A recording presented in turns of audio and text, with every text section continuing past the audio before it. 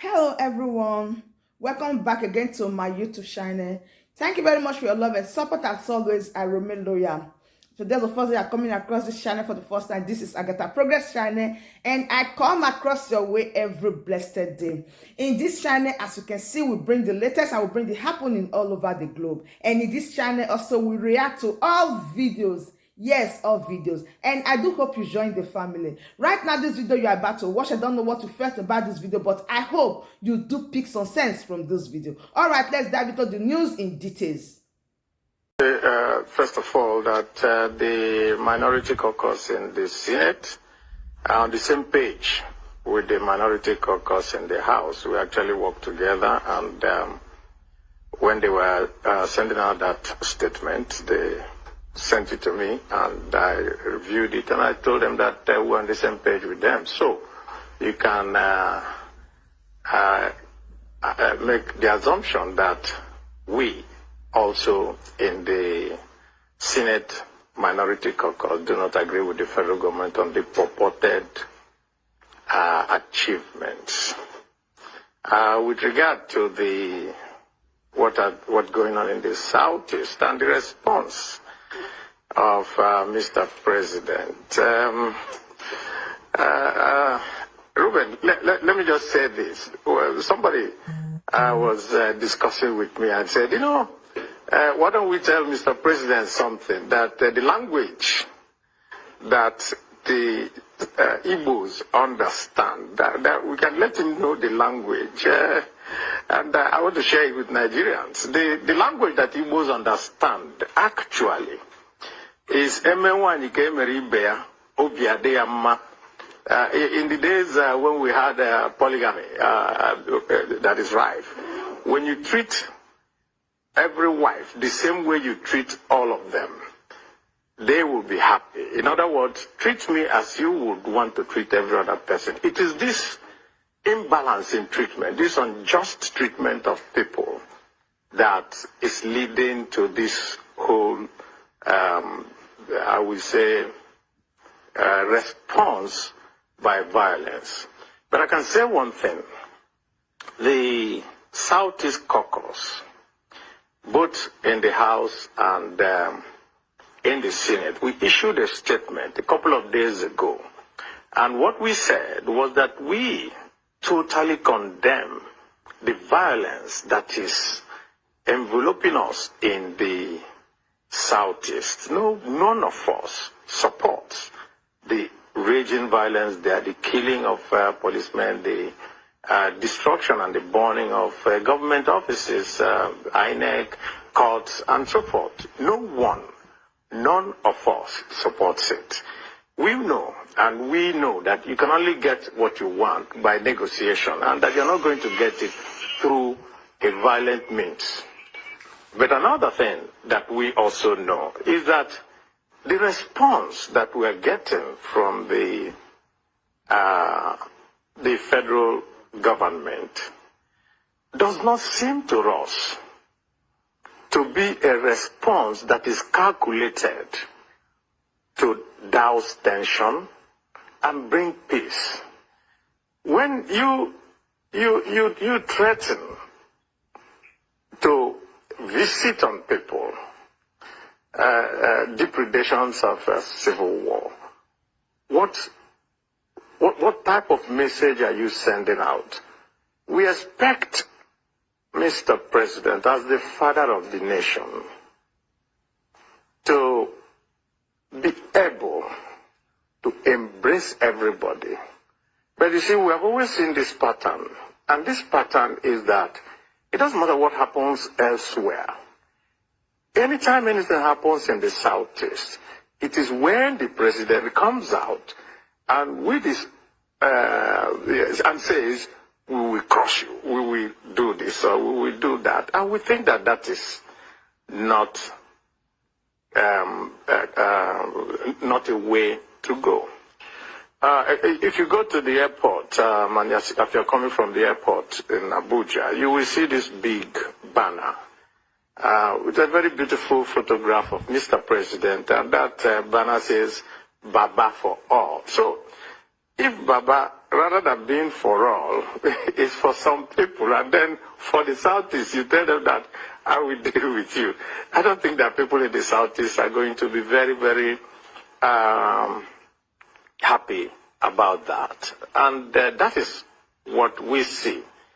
As for the root cause of what is leading to all this, we have consistently said it over the years, and that has always been that the root of everything is justice. If you do not give people justice, the impression will always be created in the minds of those from the Southeast that they are being seen as people from a different place. Let's just put it that way.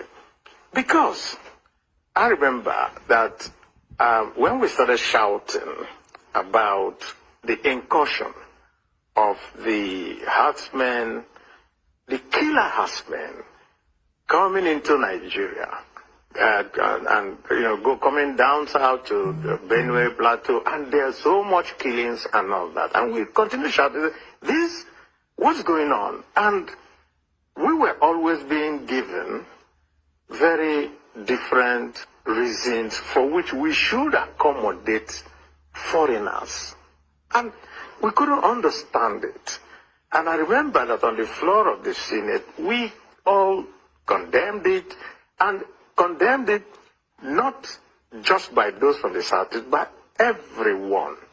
And so at this moment, where things have gotten to this point, to now see that it's only one part of the country, the Southeast, that is going to be visited with the might of the federal government, makes all of us, well, say that we could find a better way and a better path. And the only way we can do it is engagement with the people.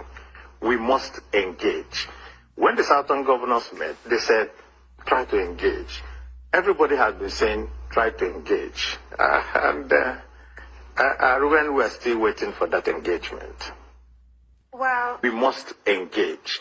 When the Southern governors met, well, I was explaining the situation, the position of Igbos in Nigeria to a foreign friend of mine, and I used the phrase stepchildren is how Igbos are treated. So it's funny you should mention polygamy. I took it to a different level. But I want to play devil's advocate here and ask you if you feel personally threatened by what the president said as an Igbo man, or if he was actually referring, if that tough talk was targeted specifically at criminals causing unrest in the Southeast, because those are the people making Igbo women widows and Igbo children orphans when they go and murder police officers and murder innocent, peace-loving Igbos trying to just get along with their lives. Well, also in playing devil's advocate, let me also play the reverse to you. Was any threat made to all people in the Northeast, with all the killings going on there? Was there any threat made to the people, even in the president's own state of Katsina, with all the killings and banditry and everything going on there? None. So why the Southeast? That is the question that we always want to ask. And I think really that let me also use another adage in Igbo. The world view of the Igbo is Egbe bere, Ugo bere. Let the eagle and the hawk perch together. Let no one tell the other don't perch. And that has always been our feeling. Now, Igbos are the most widely traveled people that you know. And we also have an ethos, and that is Ojembe Enwe. We cannot be angry with people because we also go out everywhere. So when this type of, I would say, personalization of the angst, what it tells us is something. And with all due respect, it just makes every Igbo feel, including myself, that somehow, when there's a big problem in Nigeria and you need to resolve it, use the Igbo head to resolve that problem. That's that. But let me tell you one other thing that I'm very, very happy about. And that is, when the Minister of Justice made the unfortunate statement about spare part traders, you saw Nigerians all come out and say, I'm a spare part trader. And that, of course, gladdened everybody's mind.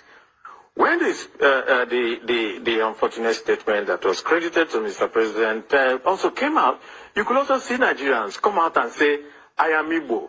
In other words, we have transcended those artificial boundaries that they use before to demonize a particular group of people. And so we are happy that Nigerians are all coming together. Nigerians are all seeing that what is here is not the Igbo problem. That what is here is a criminal syndicate going around all parts of the country, and the government needs to unravel it. If a criminal burns a police station or kills her, and then you do nothing, and then you now go and arrest every villager that you see on the street, which is what is going on in the Southeast, you cannot be resolving the issue. What you're actually doing is that you're letting everybody know that it is us versus them, which is not a very good way of building unity in the country. So we, in our statement, now said, let the Inspector General of Police and the other security agencies conduct in-depth investigations, bring people